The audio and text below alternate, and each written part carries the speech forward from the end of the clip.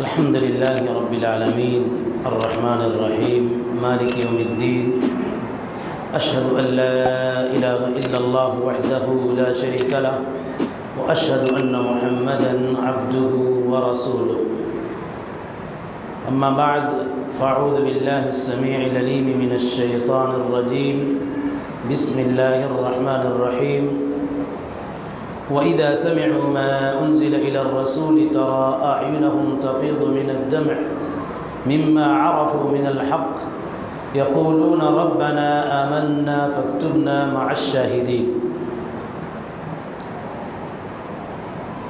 جملہ حاضرین اور حاضرات، آج کی تراویح میں 7ویں پارہ کی تلاوت کی گئی اور ہم آپ نے اس کی سماعت کی۔ 7ویں پارہ کے اندر اللہ رب العالمین نے مختلف احکام اور مختلف اشیاء کو بیان کیا۔ 7ویں پارہ کی شروعات اللہ رب العالمین نے کیا وَإِذَا سَمِعُوا مَا أُنزِلَ إِلَى الرَّسُولِ تَرَى أَعْيُنَهُمْ، جب لوگ آپ صلی اللہ علیہ وسلم پر نازل کردہ کلام کو لوگ سنتے ہیں، آپ صلی اللہ علیہ وسلم پر جو کلام، جو کتاب نازل کی گئی، جب لوگ اسے سنتے ہیں تَرَى أَعْيُنَهُمْ تَفِيضُ مِنَ الدَّمْعِ، آپ لوگوں کی نگاہیں دیکھیں گے، لوگوں کی آنکھیں دیکھیں گے کہ لوگوں کی آنکھوں سے آنسو جاری ہیں۔ مما عرفوا من الحق،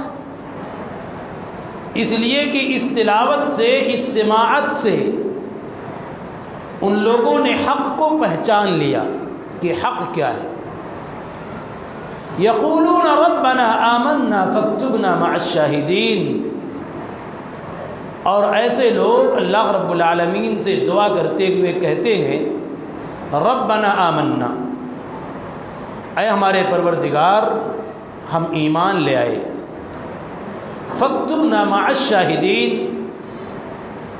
تو ہم کو اپنی کتاب کی تصدیق کرنے والے لوگوں میں لکھ دے۔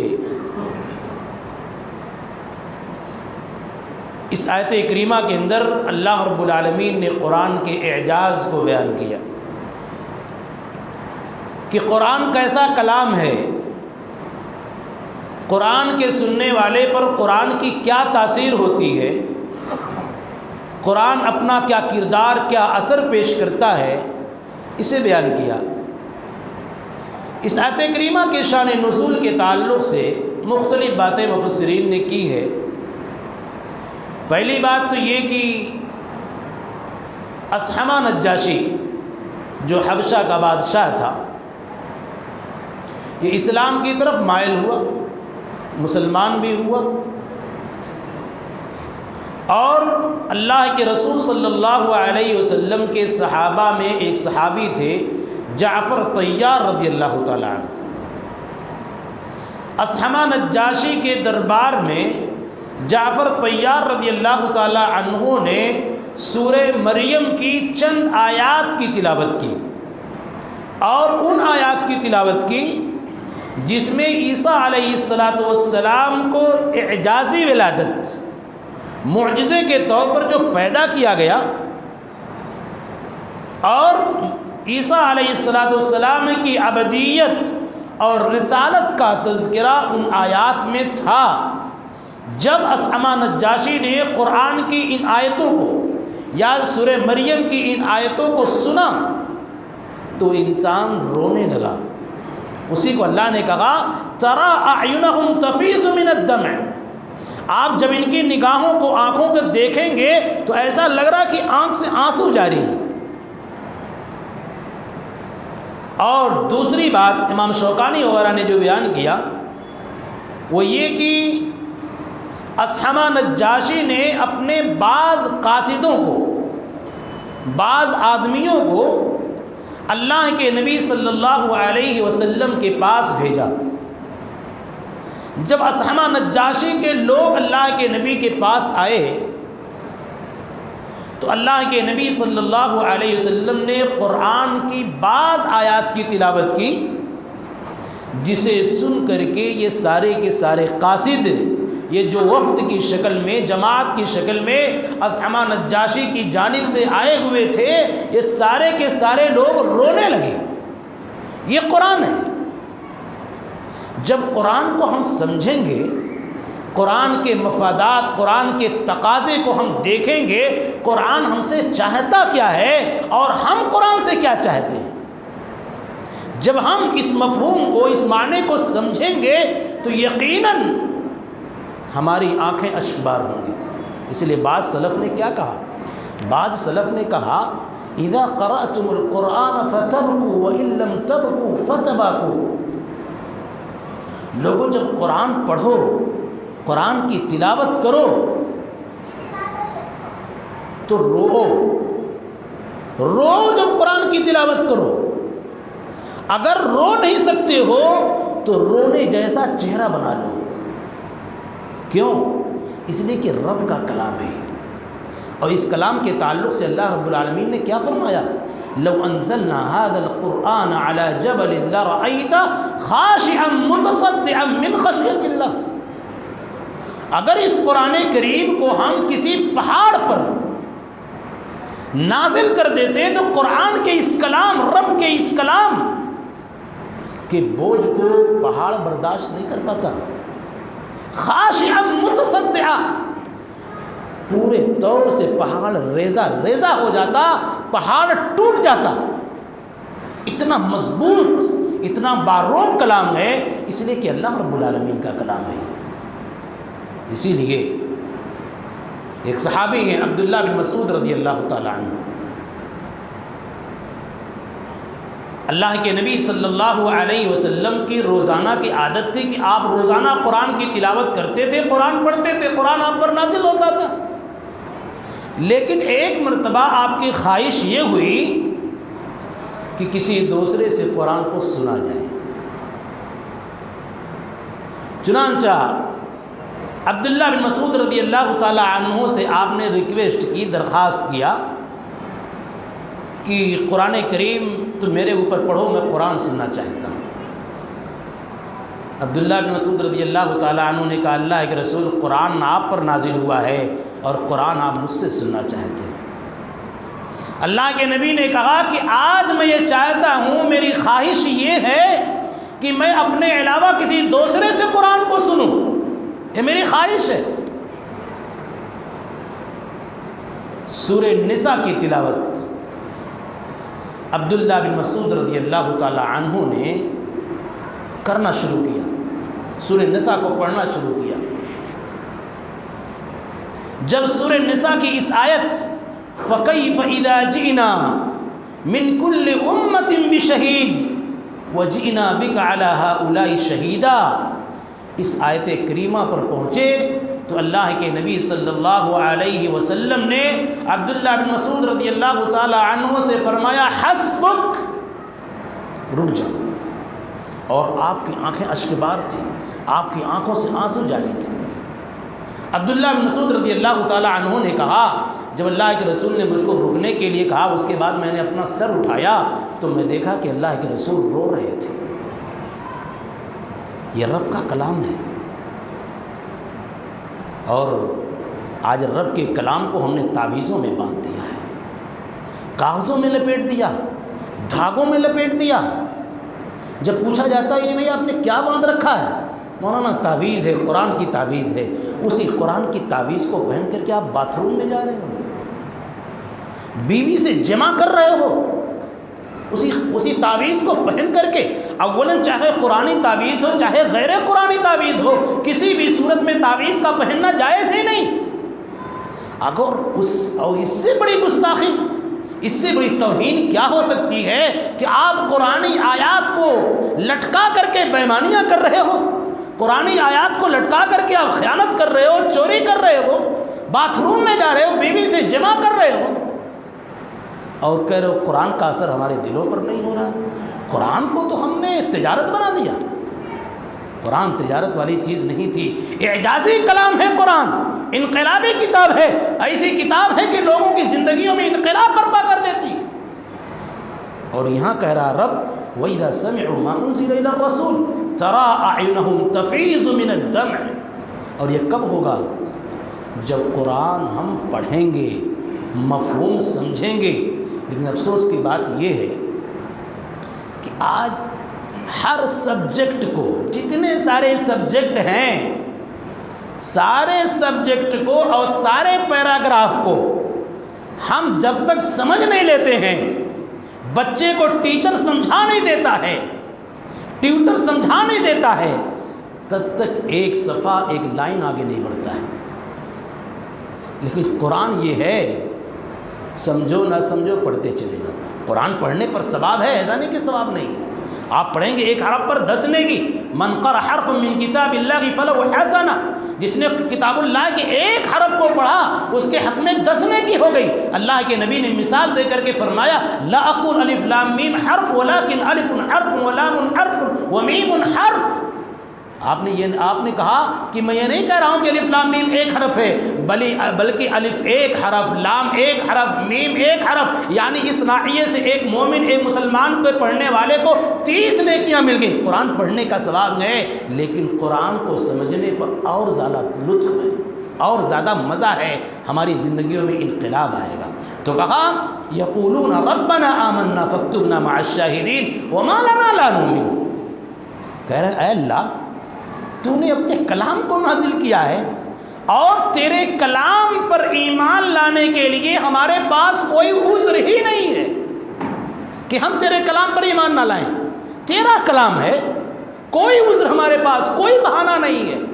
وما لنا الا نؤمن باللہ، کوئی عذر، کوئی حیلہ، کوئی بہانہ نہیں ہے کہ ہم اے اللہ تیرے اوپر ایمان نہ لائیں۔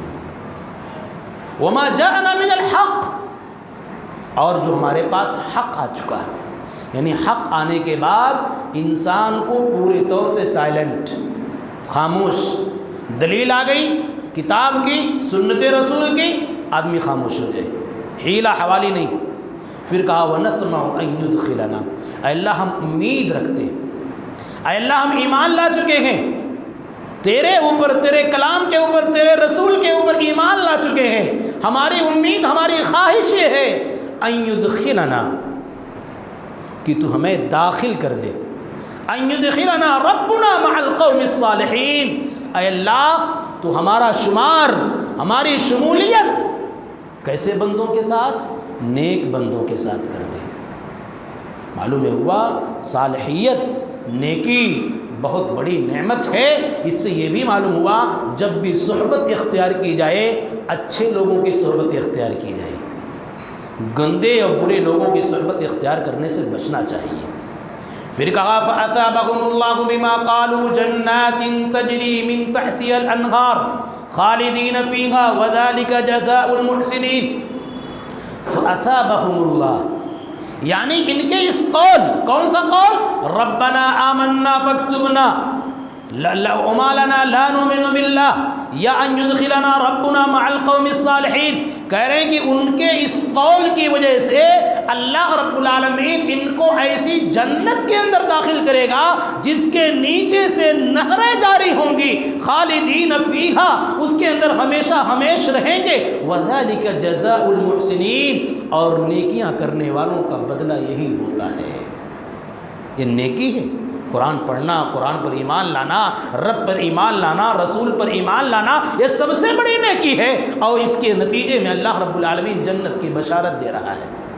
پھر کہا والذین کفروا وکذبوا بآیاتنا، جن لوگوں نے کفر کر لیا، ہماری آیات کا انکار کر دیا، ہماری آیات کی تکذیب کر دی، ہماری آیات کو نکار دیا، ہماری آیات کو جھٹلا دیا، سنو اولئک اصحاب الجحیم، ایسے لوگ جہنمی ہیں، ایسے لوگ جہنم والے ہیں۔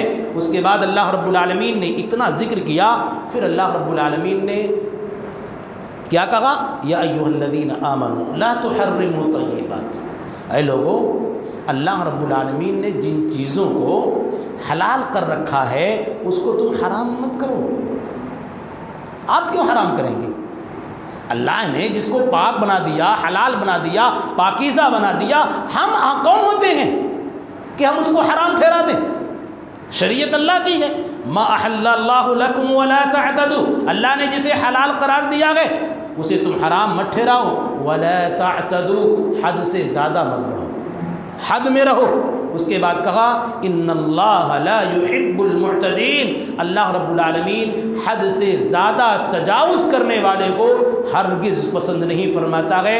وَكُلُوا مِمَّا رَزَقَكُمُ اللَّهُ حَلَالًا طَيِّبًا، لوگوں جو ہم نے تمہیں پاک روزی دی ہے، اللہ رب العالمین نے جو حلال روزی دی ہے اسے کھاؤ۔ وَاتَّقُوا اللَّهَ، حلال روزی کھاتے ہوئے اللہ کا ڈر پیدا کرو۔ وَاتَّقُوا اللَّهَ الَّذِي أَنْتُمْ بِهِ مُؤْمِنُونَ، اس اللہ کا ڈر جس پر تم ایمان لائے ہو۔ ابھی ہم نے ایمان کا اقرار کیا ہے، اللہ ہم تیرے اوپر ایمان لائے، کہہ رہے ہیں جب میرے اوپر ایمان لا چکے ہو تو میرے مجھ سے ڈرو۔ وَاتَّقُوا اللَّهَ الَّذِي أَنْتُمْ بِهِ مُؤْمِنُونَ، پھر کہا لا يُؤَاخِذُكُمُ اللَّهُ، ایک شریعت کا حکم بیان کر رہا ہے۔ شریعت کا حکم کیا ہے؟ ہم اور آپ قسم کھاتے ہیں، قسم کھاتے ہیں نا کسی معاملے میں، واللہ تاللہ باللہ، اللہ کی قسم، قرآن کی قسم، فلاں کی قسم کھاتے ہیں۔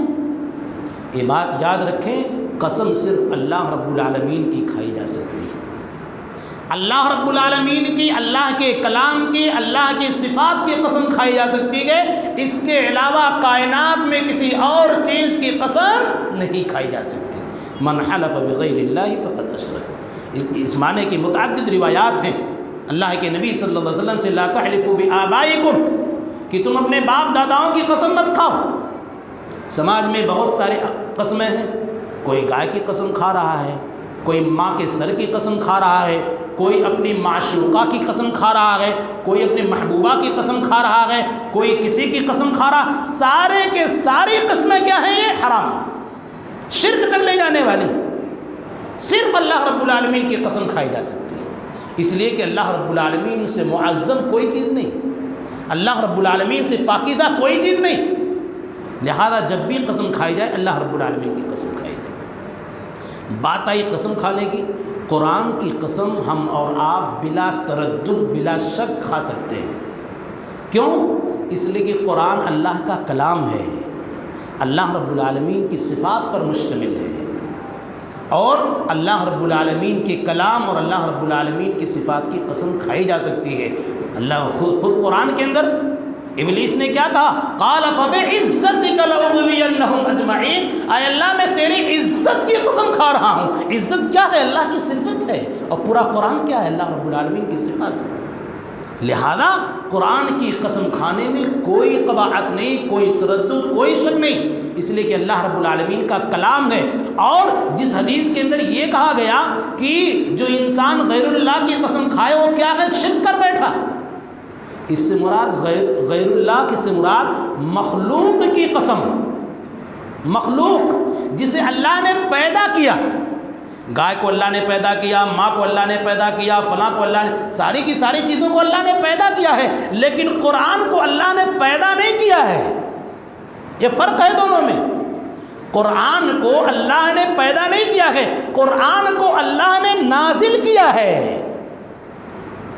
جب یہ منزل من اللہ ہے، اللہ رب العالمین کی جانب سے نازل کیا ہوا ہے اور اللہ رب العالمین کی صفات پر مشتمل گئے، تو بلا تردد اس کتاب کی قسم کھائی جا سکتی ہے۔ لیکن جب قرآن کی قسم کھائی جاتی ہے تو اس میں قرآن کے کاغذ مراد نہیں ہوتے ہیں، یہ کاغذ، اس لیے کاغذ کیا ہے؟ مخلوق ہے، اس کو بنایا گیا ہے، پیدا کیا گیا ہے۔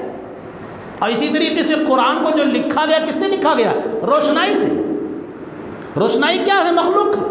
اور قرآن پر یہ جو دفتی لگی ہوئی ہے یہ کیا ہے؟ مخلوق ہے۔ جب قرآن مراد ہوتا ہے تو الفاظ ذہن میں آتے ہیں، الفاظ، دفتی ہمارے ذہن میں نہیں آتے، ہمارے ذہن میں کاغذ نہیں آتے، ہمارے ذہن میں روشنائی نہیں آتے، اس لیے کہ یہ ساری کی ساری چیزیں کیا ہیں؟ مخلوق ہیں، اور مخلوق کی قسم نہیں کھائی جا سکتی۔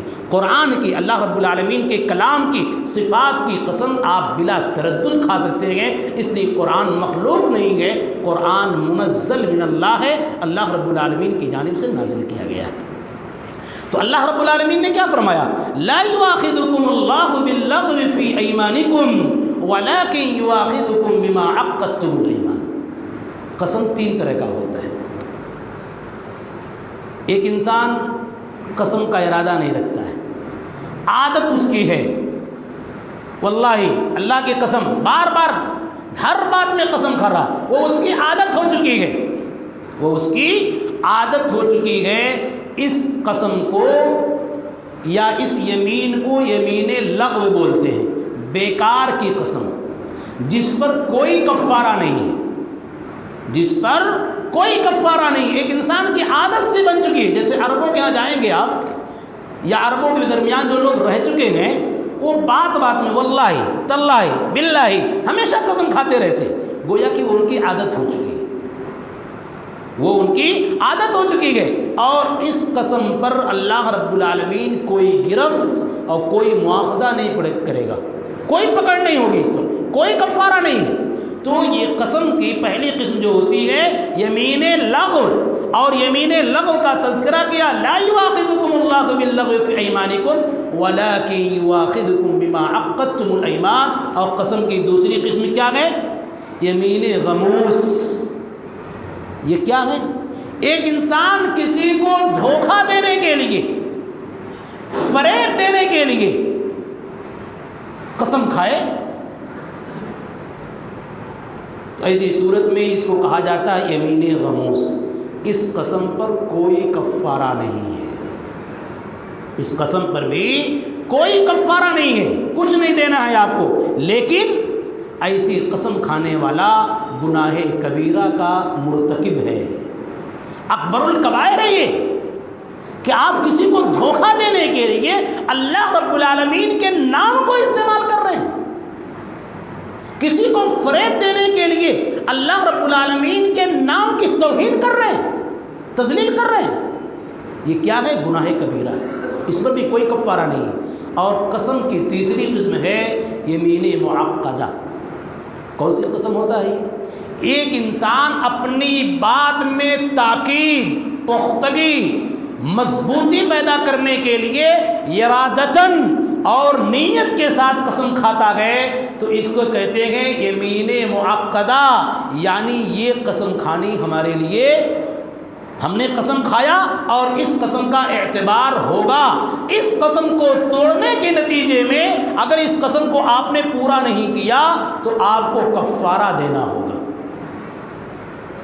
آئی مثلاً آپ کو کوئی عمل کرنا ہے، آپ نے کوئی ارادہ کیا اور بالکل عزم مصمم پختہ ارادہ کیا، اور پختہ ارادہ کرنے کے بعد آپ نے کیا کیا؟ قسم بھی کھا لیا کہ نہیں ایسا کروں گا انشاءاللہ، آپ نے کہہ دیا ایسا کروں گا، واللہ ایسا کروں گا، انشاءاللہ کی بحث دوسری ہوگی، اگر آپ نے قسم کے ساتھ انشاءاللہ کہہ دیا تو آپ حانس ہوں گے یا نہیں ہوں گے، لیکن یہاں بات یہ چل رہی ہے کہ اگر آپ نے کسی معاملے میں کہہ دیا واللہ ایسا کروں گا، اب ایسی صورت میں اگر آپ نے ویسا نہیں کیا تو آپ کے لیے، ہمارے لیے کفارہ دینا ضروری اور واجب ہوگا۔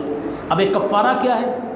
کفارے کی تفصیل اللہ رب العالمین نے بیان کیا، فَكَفَّارَتُهُ إِطْعَامُ عَشَرَةِ مَسَاكِينَ، 10 مسکینوں کو کھانا کھلانا ہے، 10 مسکین کو کھانا کھلانا ہے۔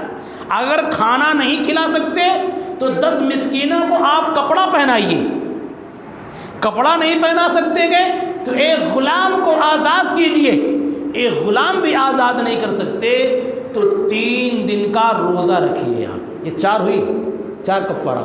اور یہی کفارہ کیا ہے؟ نظر کا کفارہ۔ نظر جو بولا جاتا ہے کہ ہم نے نظر مان لیا ہے کہ میرا بیٹا کامیاب ہوگا تو اسی صورت میں اللہ رب العالمین کے راستے میں خرچ کروں گا، آپ نے نظر مان لیا۔ میری بیوی بیمار ہے، بیوی ٹھیک ہو جائے گی تو میں مسجد کے فلاں کام کرا دوں گا، یہ نظر طاعت ہے، یہ نظر طاعت ہے، اس کی تکمیل کرنا ضروری ہے۔ اگر ہم اور آپ نے نظر طاعت مان کر کے اس کی تکمیل نہیں کیا تو ہم گنہگار ہوں گے۔ اور اس کا کفارہ بھی یہی ہے. اس کا کفارہ اگر آپ نے مکمل نہیں کیا تو اسی صورت میں کفارہ دیجئے. قسم کو آپ نے توڑ دیا, کفارہ دیجئے. کیا گئے 10 مسکینوں کو کھانا کھلائیں. ایک کھانا کھلائیں گے کتنا, اس میں قرآن کے اندر کوئی تفصیل موجود نہیں, لیکن محدثین کرام نے, اہل علم نے ایک لمبی حدیث سے استدلال کیا کہ ایک صحابی رسول اللہ کے نبی صلی اللہ علیہ وسلم کے پاس آئے اور کہا انی وقعت علی امراتی فی رمضان, اے اللہ روزے کی حالت میں اپنی بیوی سے جمع کر بیٹھا. اللہ کے رسول سے کہا, اے اللہ کے رسول میں اپنی بیوی سے روزے کی حالت میں جمع کر بیٹھا, اب ایسی صورت میں ہمارے اوپر کیا ہے. وہاں اللہ کے رسول صلی اللہ علیہ وسلم نے 60 مسکینوں کو کھلانے کی بات کہی تھی, اور کھجور کی جو مقدار آئی تھی وہ بہت زیادہ تھی, اور اسی مقدار کی روشنی میں اہل علم نے طے کیا کہ 10 مسکین کی جو خوراک ہوگی وہ تقریباً کیا ہوگی 6 کلو. 6 کلو غلہ یا تو پکا کر کے آپ کھلائیے یا پھر غلہ ان کے حوالے کیجیے, وہ کھائیں گے. یا پھر 10 مسکینوں کو آپ کپڑا پہنائیے یا غلام آزاد کیجیے, یا پھر 3 دن کا روزہ رکھیے. یہ شریعت مطہرہ نے ہمیں قسم, جو قسم جس کو کہا جاتا ہے یمین معقدہ, جو قسم معتبر ہوگی, منعقد ہوگی, ایسی صورت میں اس کا کفارہ ہے. لیکن شریعت نے گنجائش اور رکھی, آپ نے یمین معقدہ کھا لی, ایسی قسم کھا لیا جس قسم کا اعتبار ہے, جو قسم منعقد ہوگی. اب آپ نے قسم کھانے کے بعد یہ کہا رہے یار مجھ کو تو قسم نہیں کھانا چاہیے تھا, اس کے اچھا تو یہ چیز ہے, مجھ کو قسم نہیں کھانا چاہیے تھا, اس سے اچھا تو یہ ہے. آپ نے کسی ایسی چیز پر قسم کھا لیا پہلے, پھر بعد میں آپ کو کوئی اور چیز بہتر نظر آئی, تو شریعت یہ کہہ رہی ہے کہ تو آپ اپنی پہلی قسم کو توڑ سکتے ہیں. من حلف علی یمین فرع غیرها خیرا منها فلیاتها ولیکفر عن یمینہ. صحیح مسلم کی روایت ہے کہ جو انسان کسی چیز پر قسم کھا لے, قسم کھانے کے بعد اس سے بہتر کوئی چیز اس کو دکھے تو اپنے قسم کو توڑ دے, اور قسم کو توڑنے کے بعد کفارہ ادا کر دے. یہ شریعت نے گنجائش رکھی ہے, ایک انسان کے جذبات کا ملحوظ خاطر رکھا ہے. تو یہ مختصر طور پر یہاں یہ قسم کے حکام اللہ رب العالمین نے بیان کیا.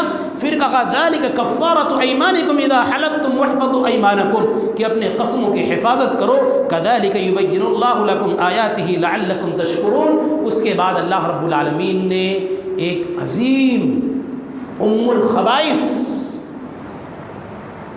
بیماری اور برائی کا تذکرہ کیا. اللہ رب العالمین نے فرمایا یا ایھا الذین آمنوا انما الخمر والمیسر والانصاب والازلام رجس من عمل الشیطان فاجتنبوه لعلکم تفلحون. شراب کا تذکرہ کر رہا, ترجمہ کیا ہے؟ اے ایمان والو. اس سے پہلے جو شراب کے تعلق سے جو ممانعت آئی ہے وہ تاکیدی ممانعت نہیں تھی, تھوڑی سی گنجائش تھی, لیکن اس آیت کریمہ کے اندر اللہ رب العالمین نے ہمیشہ ہمیش کے لیے شراب کی حرمت کو بیان کر دیا. کہا یا ایھا الذین آمنوا انما الخمر والمیسر, اے ایمان والو یقیناً شراب, والمیسر میسر جوا, والانصاب بت, والازلام ایسے تیر جو فال کے لیے, فال نکالنے کے لیے پھینکے جاتے ہیں, ان کو ازلام بولا جاتا ہے. کہا رجس من عمل الشیطان, یعنی 4 تاکیدی چیز لایا. پہلے کہا کہ شراب, جوا, بت, اسی طریقے سے ایسے تیر جو فال کے لیے پھینکے جاتے ہیں, یہ کیا ہے؟ رجس, گندے ہیں. شراب کیا گندا, رجس.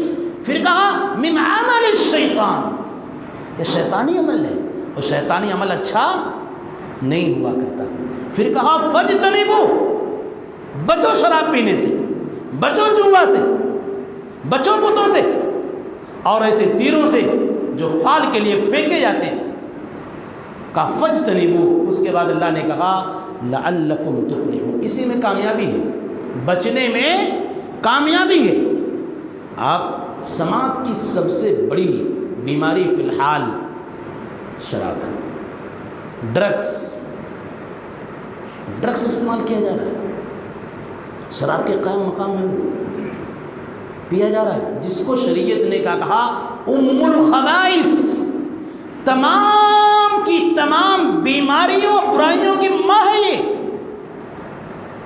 اسی لیے اللہ کے نبی صلی اللہ علیہ وسلم نے لعنت فرمائی شراب پینے والے، شراب بیچنے والے، شراب پلانے والے، شراب کے نچوڑنے والے تمام کے تمام لوگوں پر اللہ کے رسول صلی اللہ علیہ وسلم نے لعنت فرمائی ہے۔ اور دوسری روایت کے اندر اللہ کے رسول صلی اللہ علیہ وسلم نے فرمایا من شرب الخمر، جو انسان شراب پیتا ہے، خمر شراب کو بولا جاتا ہے، ورنہ خمر بولا جاتا ہے الخمر ما خامر العقل، خمر وہ ہے جو ہمارے عقل پر پردہ ڈال دے، ہماری عقل پر پردہ ڈال دے۔ ایک انسان جب شراب پی لیتا ہے، آپ دیکھیں کسی گندگی میں لیٹا ہوا ہے، کسی روڈ پر جا کر کے سویا ہوا ہے، لوگ اسے لات مارتے ہوئے، پیر مارتے ہوئے گزر رہے ہیں، مکھیاں اس کے اوپر پورے طور سے دوڑ رہی ہیں، یہ شراب۔ تو اللہ کے رسول نے تو کیا کہا؟ الخمر ما خامر العقل، ہر وہ چیز جو ہماری عقل پر پردہ ڈال دے۔ ضروری نہیں کہ آپ ڈرنک، جسے کہا جاتا بیئر کہا جاتا ہے، وہی پئیں گے تبھی وہی شراب۔ جو بھی چیز اس کے ضمن میں ہے، جو ہماری عقل کو معاف کر دے رہی ہے، ہماری عقل کو بے عقل کر دے رہی ہے، ہماری عقل کو زائل کر دے رہی ہے، وہ تمام کی تمام چیزیں کیا ہیں؟ خمر۔ اس لیے دوسری حدیث کے اندر فرمایا کل مسکر خمر وکل مسکر حرام، ہر نشاور چیز کیا ہے؟ جو بھی چیز نشہ پیدا کر رہی ہے وہ ساری کی ساری چیزیں کیا ہے؟ خمر ہے، اور ہر خمر کیا ہے؟ حرام ہے۔ حدیث کے اندر اللہ کے رسول صلی اللہ علیہ وسلم نے فرمایا من شرب الخمر، جو انسان شراب پیتا ہے لم تقبل له صلاة 40 صباحا، جو انسان شراب پیتا ہے اس کی 40 دن کی صبح کی نماز، فجر کی نماز قبول نہیں ہوگی۔ اتنا سخت ہے۔ اولاً انسان فجر کی نماز پڑھتا ہی نہیں ہے، بیشتر لوگ تو نہیں پڑھتے ہیں، اتنی سخت کہ آپ 40 دن۔ اور ایک طرف یہ کہا کہ ام الخبائث، شراب کیا ہے؟ ام الخبائث ہے، تمام برائیوں کی ماں ہے یہ۔ اور ایک طرف یہ کہا جا رہا ہے کہ شراب پینے کی بنیاد پر نماز مقبول نہیں ہوگی، اور نماز کیا ہے؟ ام العبادات ہے، تمام عبادات کی روح ہے، تمام عبادات کی ماں ہے یہ۔ ام الخبائث کے مقابلے میں ام العبادات کے عدم قبولیت کی بات کی جا رہی ہے۔ اور نماز میں کون سی نماز؟ فجر کی نماز۔ تمام کی تمام نمازیں محترم شان ہیں، فضیلت والی ہیں، لیکن فجر کی نماز 5 وقتہ نمازوں میں سب سے موقت نماز ہے، سب سے افضل نماز۔ اس نماز کی قبول نہ ہونے کی بات کی جا رہی ہے۔ کیوں؟ اس لیے کہ ہمارے سامنے ام الخبائث ہے۔ یہ ام الخبائث ہے کیسے؟ یہ ام الخبائث اس طریقے سے ہے، سنن نسائی کی روایت ہے، عثمان بن عفان رضی اللہ تعالی عنہ کہتے ہیں لوگوں ام الخبائث سے بچو، اس لیے کہ تم سے پہلے ایک عابد شخص تھا، ایک نیک شخص تھا، اس کے پاس ایک زانیہ عورت، فاحشہ عورت آئی، یا اپنے لونڈی کو اس زانیہ فاحشہ عورت نے اس عابد اور نیک شخص کے پاس بھیجا، جاؤ فلاں کو بلا کر کے لاؤ۔ چنانچہ لونڈی گئی اور بلا کر کے لائی، تو جیسے ہی وہ عابد شخص، نیک شخص اس زانیہ فاحشہ عورت کے پاس پہنچا، اس زانیہ عورت نے لونڈی کو کمرے سے باہر کر دیا، اس کے بعد اس عابد اور ظاہر شخص کو اندر کر کے دروازہ بند کر دیا۔ اور دروازے اور کمرے میں پہلے سے کون گئے؟ شراب کا باٹل ہے، ایک چھوٹا سا بچہ ہے۔ وہ زانیہ عورت کمرہ بند کرنے کے بعد کہتی ہے کہ میں نے تم کو گواہی دینے کے لیے نہیں بلایا ہے، بلکہ میں نے تجھے اس لیے بلایا ہے لتقع علیہ، تاکہ تم مجھ سے زنا کر، غلط کام کر۔ او تشرب من هذه الخمرة كأسا، یا یہ شراب رکھی ہوئی ہے، ایک گلاس شراب پی لو تم۔ او تقتل غلاما، یا یہ بچہ موجود ہے، اس بچے کو قتل کر دو۔ وہ عابد شخص گھبرایا، کہا کہ میرے پاس یہ 3 آپشن ہیں، یا تو میں زنا کروں، یا تو بچے کو قتل کروں، یا پھر میں شراب پیوں۔ اس عابد شخص نے سوچا کہ میرے لیے قتل کرنا تو بہت ناممکن ہے، نہیں قتل کر سکتا، کتنا بڑا گناہ ہے، زنا کتنا بڑا گناہ ہے، میں نہیں کر سکتا۔ اس نے سوچا کہ بھئی شراب پینا تو آسان کام ہے، شراب پی لوں گا نکل جاؤں گا۔ تو اس نے کہا فاسقنی من هذا الخمر کاسا، لاؤ شراب دو مجھ کو، ایک گلاس شراب دو۔ فسقته، اس زانیہ عورت نے اس عابد اور نیک شخص کو ایک گلاس شراب تھما دیا، شراب اس نے پی لیا، پھر کہا زیدونی، اور لاؤ۔ نشے میں پورے طور سے دھت ہو گیا، نشے میں ایک دم پورے طور سے نشے میں ہے۔ نشے میں آنے کے بعد اس نے اس چھوٹے سے بچے کو قتل بھی کیا۔ نشے میں آنے کے بعد اس نے اس عورت سے، اس زانیہ عورت سے، فاحشہ عورت سے زنا بھی کیا۔ یہ کیا ہے؟ ام الخبائث۔ شراب پیا تھا، یہ سوچ کر کے کہ ہلکا سا گناہ ہے، نجات مل جائے گی، لیکن شراب پینے کے نتیجے میں زنا بھی کیا، قتل بھی کیا۔ اسی لیے کہا یہ ام الخبائث ہے، یہ بیماریوں کی، برائیوں کی ماں ہے۔ یہ کتنا خطرناک۔ آج سماج میں دیکھیں ہمارے نوجوان بیچارے بگڑتے جا رہے ہیں، نوجوان پورے طور سے ڈرنکس، یہ بیئر پی رہے ہیں۔ ایک سروے کے مطابق غیر مسلموں سے زیادہ مسلم بچے پی رہے ہیں، اور ایسے بچے زیادہ اس کے عادی ہوتے جا رہے ہیں جو کالجز کا رخ کرتے ہیں، کالجز میں جو پڑھتے ہیں۔ اس سے زیادہ حیرانی یہ ہوگی کہ عورتیں بھی اب شراب پینا شروع کر دیں، نعوذ باللہ من ذالک۔ کتنی خطرناک چیز ہے یہ۔ کہا گیا رجس من عمل الشیطان، یہ گندی چیز ہے، شیطانی عمل ہے، بچو اس سے۔ کیوں بچو؟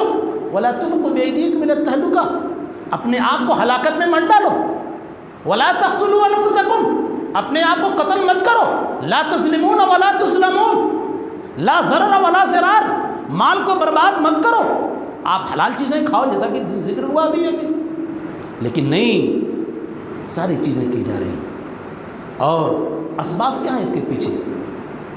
پہلا سبب یہ ہے فیشن، شراب پینے کے پیچھے، یا اسی طریقے سے سگریٹ نوشی، بیڑی نوشی، ان تمام کی تمام بیماریوں کے پیچھے فیشن ہے۔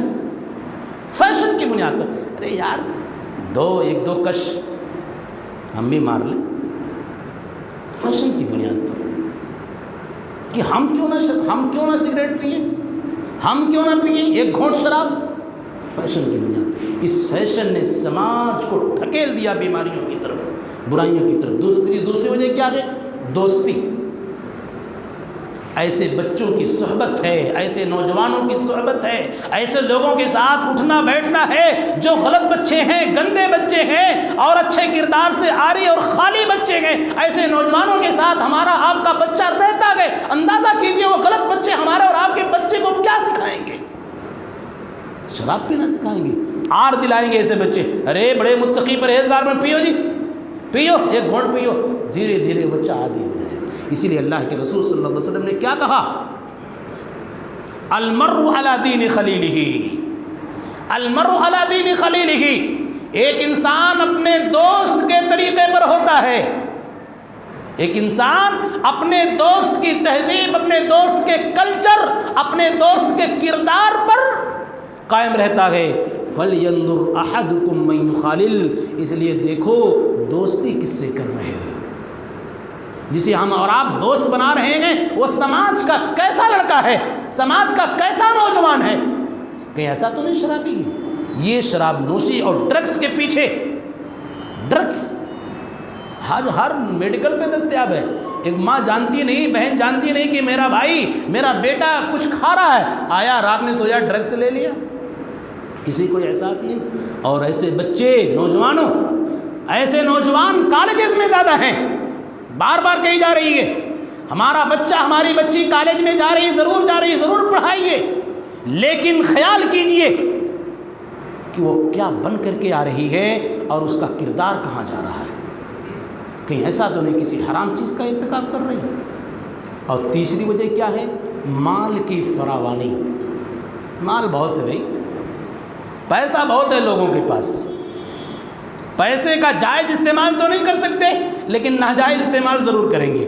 ابھی کہا جائے ارے فلاں مدرسے کو آپ 200 روپیہ چندہ دے دو، ارے مول صاحب صرف زکاتی کا پیسہ ہے، صدقے کا پیسہ، باقی پیسہ تو ہمارے پاس نہیں ہے۔ غور کرو، دینی تعلیم میں خرچ کرنے کے لیے ہمارے پاس 200 روپے نہیں، لیکن شراب پینے کے لیے روزانہ ہم نہ جانے کتنے پیسے، ڈرگس کھانے کے لیے، سگریٹ کے لیے اور دوسرے حرام چیزوں کے لیے کتنے سارے پیسے ضائع کر دیتے ہیں۔ کیا اللہ حساب نہیں لے گا اس کا؟ ضرور حساب لے گا۔ متعدد آیات، متعدد احادیث اس سلسلے میں، مال کی فراوانی لوگوں کے پاس۔ اسی لیے اللہ رب العالمین نے کیا فرمایا؟ کلوا من طیبات ما رزقناکم ولا تطغوا فیہ، لوگوں جو ہم نے تمہیں روزیاں دے رکھی ہیں اس میں اس کو کھاؤ، اور روزیاں جو ہم نے دی ہے اس کے سلسلے میں حد سے تجاوز مت کرو۔ کیوں؟ اس لیے کہ جب حرام راستہ اختیار کرو گے فَيَحِلَّ عَلَيْكُمْ غَضَبِي، میرا غصہ تمہارے لیے حلال ہو جائے گا، اور رب کا غصہ جس کے لیے حلال ہو جائے وہ دنیا میں سکون سے نہیں رہ سکتا، فنا ہو جائے گا، ختم ہو جائے گا۔ دوسری جگہ فرمایا اللہ رب العالمین نے وَلَوْ بَسَطَ اللَّهُ الرِّزْقَ لِعِبَادِهِ لَبَغَوْا فِي الْأَرْضِ، اگر سارے بندوں کے لیے اللہ رب العالمین روزی کے دہانے کو کھول دیتا، پوری زمین پر لوگ سرکشی کرنے لگتے، زیادتی کرنے لگتے۔ تو مال کی فراوانی، مال کی بہتات میں ایک انسان اندھا ہو چکا ہے، اپنا اسٹیٹس سمجھتا ہے، ارے میں شراب نہیں پیتا ہوں یار، میں ڈرگس نہیں کھاتا ہوں، میں کون سی دنیا میں ہوں؟ اللہ سے ڈرو، اللہ کا خوف کھاؤ۔ آج بھی خطبے میں بتایا گیا آپ کو کہ اللہ سے ڈریے، اللہ ہر جگہ دیکھ رہا ہے، جان رہا ہے، پہچان رہا ہے، ساری چیزیں اللہ رب العالمین کے علم میں۔ اور چوتھی وجہ کیا ہے؟ چوتھی وجہ یہ ہے ایک انسان اپنی ناکامیوں کو چھپانے کے لیے ڈرگس کا استعمال کر لیتا ہے۔ بھئی امتحان دے رہا ہے، ہائی اسکول ہے، فیل ہو گیا، ابو نے ڈانٹ دیا، ٹیچر نے ڈانٹ دیا، رزلٹ خراب آ گیا، اب ٹینشن میں ہے، ڈپریشن کا شکار ہے، تو کیا کر رہا ہے؟ چلو کسی میڈیکل پہ جاتے ہیں، ایک ڈرگس کی گولی لیتے ہیں، کھا کر کے سو جاتے، سکون مل جائے۔ یہ بہانہ اپنے ٹینشن اور ڈپریشن کو ختم کرنے کے لیے آج ہمارے نوجوان ڈرگس کا استعمال کر رہے ہیں۔ عزیزان گرامی، ہم کو اور آپ کو سنبھلنے کی ضرورت ہے۔ بچوں پر احتسابی نگاہ رکھیے، بچہ کہاں جا رہا ہے، کب آ رہا ہے، بچہ کس کے ساتھ رہتا ہے، کس کے ساتھ نہیں رہتا، کب فلاں کے ساتھ رہتا ہے، اچھے بچے ہیں کہ نہیں ہیں۔ احتسابی نگاہ، محاسبے والی نگاہ رکھیے ان پر، ہمیشہ کڑی نگاہ رکھیے بچوں پر، اور دیکھیے آپ کا بچہ رات میں کب آتا۔ آج تو فیشن ہو چکا ہے، 12 بجے رات میں ہمارا بچہ آ رہا، ہماری بچی آ رہی ہے، 1 بجے رات میں آ رہی، ماں نہیں پوچھنے والی، بھائی نہیں پوچھنے والے، باپ نہیں پوچھنے والے، آ رہے ہیں، جا رہے ہیں۔ یہ کیا ہے؟ اللہ رب العالمین نے سورہ فلق کے اندر کیا کہا؟ وَمِن شَرِّ غَاسِقٍ إِذَا وَقَبَ، اور رات کی اس برائی سے اللہ میں تیری پناہ مانگتا ہوں۔ جب رات آتی ہے تو برائیاں لے کر کے آتی ہیں، جب رات آتی ہے تو برائیاں لے کر کے آتی ہے، ساری کی ساری برائیاں تقریباً رات میں انجام دی جاتی ہیں۔ اب بچہ آ رہا 12 بجے رات میں، 11 بجے رات میں آ رہا ہے، اور کوئی ہم کو احساس نہیں ہو رہا ہے۔ ہم اپنے سماج کی، آج ہر آدمی چاہتا ہے سماج کی اصلاح ہو جائے، سماج اچھا ہو جائے، ہر آدمی اپنے آپ کو اچھا بنا لے، سماج اچھا ہو جائے گا۔ ہر آدمی اپنے آپ کی فکر کر لے، سماج بہتر ہو جائے گا، صالح ہو جائے گا، اچھے معاشرے کی تشکیل ہو جائے گی۔ تو اللہ رب العالمین نے اس آیت کریمہ کے اندر خمر کہا، یا ایھا الذین آمنوا انما الخمر والمیسر۔ نتیجہ کیا ہوتا ہے؟ ایک انسان جو شراب کا عادی ہو جاتا ہے، بھئی ایک آٹو چلانے والا ہے یا کوئی محنت کرنے والا ہے، جفاکش انسان ہے، محنت کرنے والا انسان ہے، دن میں 500 روپئے 1000 روپئے کما لیا، اور کمانے کے بعد گیا کسی بیئر کی دکان پہ شراب پی لیا، لیٹا ہوا ہے، بیوی گھر پہ پریشان، بچے گھر پہ پریشان، گھر پہ کھانا نہیں، گھر پہ سبزی نہیں، کون لانے والا؟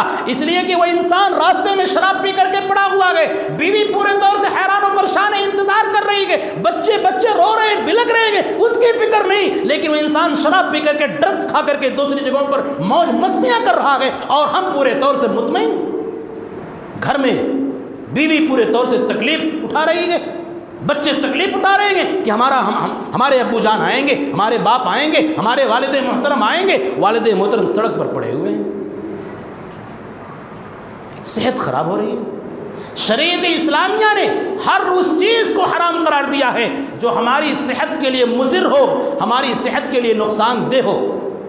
شراب ہماری صحت کے لیے مضر ہے، اسی لیے مٹی جو آپ دیکھ رہے ہیں، مٹی ہماری صحت کے لیے مضر ہے، گرچہ مٹی بذات خود کیا ہے؟ حلال ہے، مٹی کھانے سے اگر ہمارے جسم کو نقصان پہنچ رہا ہے تو یہ مٹی کھانا بھی حرام ہے۔